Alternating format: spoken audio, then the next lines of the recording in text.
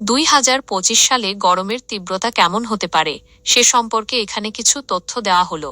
Record উষ্ণতা। 2024 সালকে সবচেয়ে উষ্ণ বছর হিসেবে আখ্যা দিয়েছে বিশ্ব আবহাওয়া সংস্থা।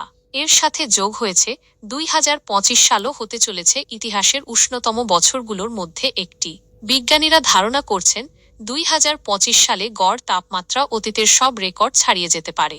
গ্রিনহাউস গ্যাসের প্রভাব। বিশেষজ্ঞরা বলছেন গ্রিনহাউস গ্যাসের মাত্রা ক্রমাগত বৃদ্ধির কারণে তাপমাত্রা আরও বাড়তে পারে। এই গ্যাসের মাত্রা ভবিষ্যতে উষ্ণায়ন বাড়িয়ে দেবে। আবহাওয়া সংস্থার পূর্বাভাস।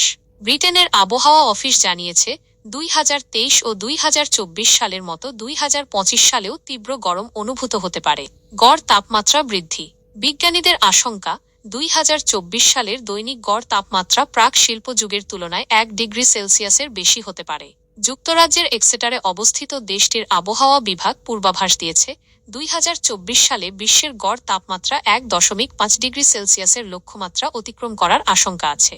এই সকল কারণের উপর ভিত্তি করে বলা যায় 2025 সালে গরমের তীব্রতা অনেক বেশি হতে পারে।